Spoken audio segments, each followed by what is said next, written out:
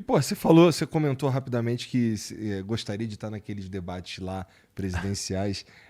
Você quis dizer para mediar, Não, para... para participar. Eu queria ter debatido com Luiz Inácio Lula da Silva, nosso atual presidente eleito. Eu adoraria ter debatido com ele. Ali ele ia ter Não na problema. condição de... Ou na condição de Na candidato? condição de que se eu fosse um candidato, entendeu? O que, que eu falaria para ele, como que eu conduziria aquele debate, com todo respeito ao nosso presidente, para quem eu tentei, vocês sabem que até postei vídeo e tal, Uhum. eu gostaria que tivesse continuado, com todas as restrições que eu tenho a ele também.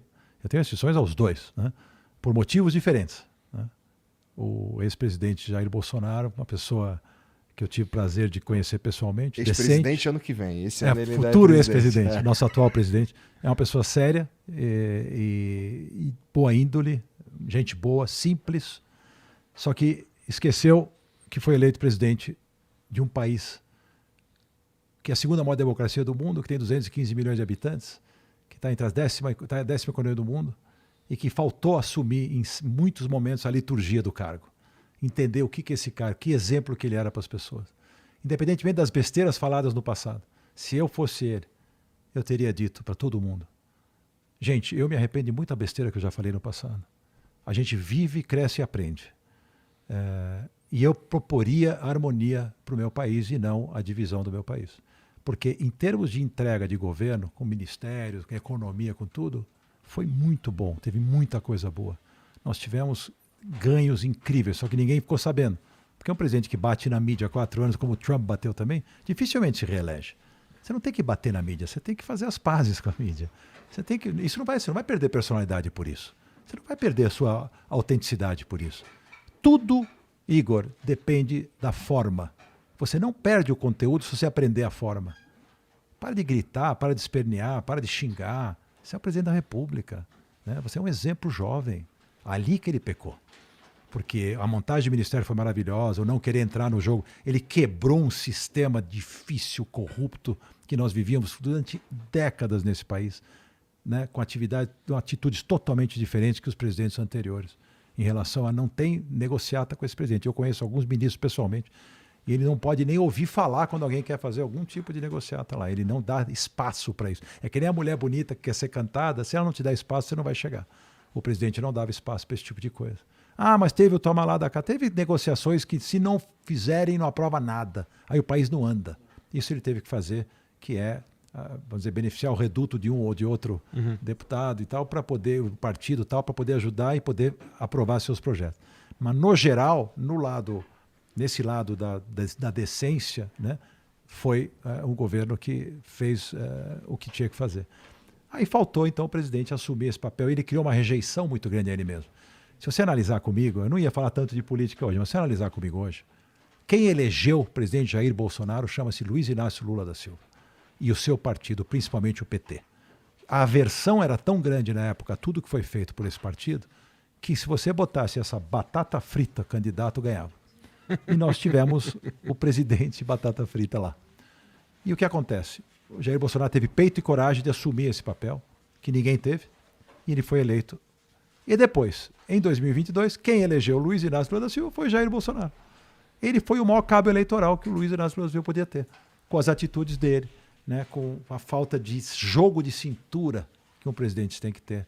Até que é uma falta de, assim, qualquer negócio, você tem o americano fala good guy, bad guy. O presidente da República não levanta uma placa escrita Globo lixo. Isso não é atitude de presidente. Se ele quer que alguém levante uma placa dessa porque ele não gosta da Rede Globo, põe outro cara para levantar a placa. Porque a placa era de um transeunte qualquer que estava no aeroporto esperando por ele. Você não faz isso. Então, assim, são certas atitudes que, na minha opinião, fizeram com que a gente perdesse. A gente, eu digo, porque eu não queria a volta do PT. Eu aceito. Diferente de muitas pessoas que estão aí protestando, eu jamais vou protestar, porque considero a eleição legítima do jeito que foi. Não considero o jogo tão limpo. O TSE jogou um pouco a favor do outro candidato, mas não foi isso que tirou os 2 milhões de votos de diferença, até porque o presidente recuperou 4 milhões de votos. Ele mesmo, né? E é muito fogo amigo também, desnecessário, acabaram atrapalhando. E a gente vai ter que agora viver nessa incógnita. Porém, o que é bacana é que ele tem na mão 58 milhões de votos, apesar de que grande parte desses votos foram de pessoas que não querem o PT e não que apoiam ele, e tem aí uma oposição a ser feita para segurar aquele ímpeto petista de raiz que a gente não quer ver de volta.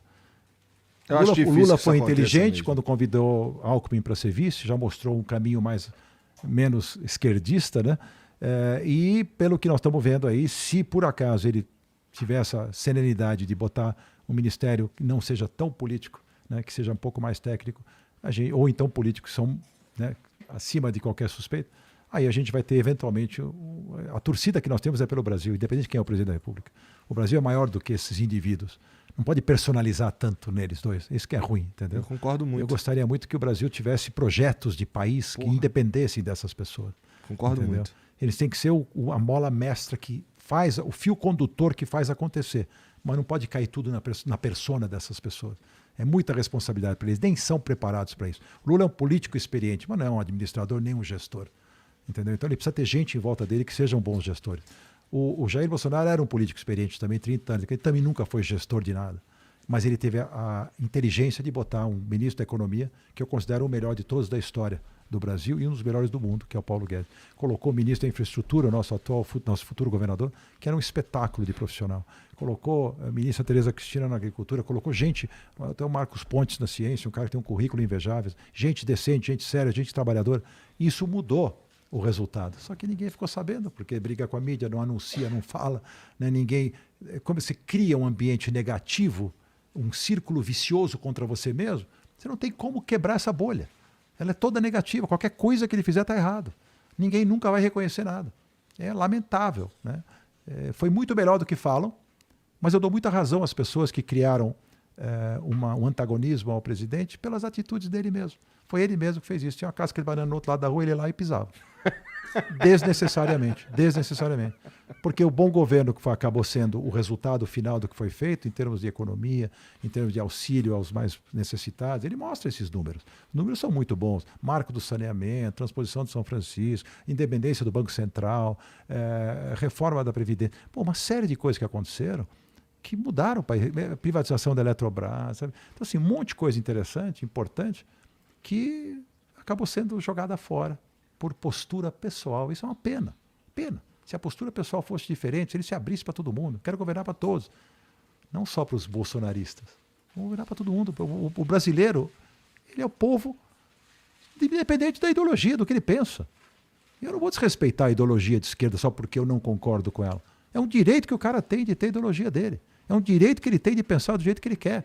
As pessoas ficam, porque é de esquerda, porque é de direita. Respeita. Entendeu? Então, é assim que tem que funcionar um país. Né? É um mix de pessoas tentando remar para o mesmo lado, cada um com as suas ideias, ok?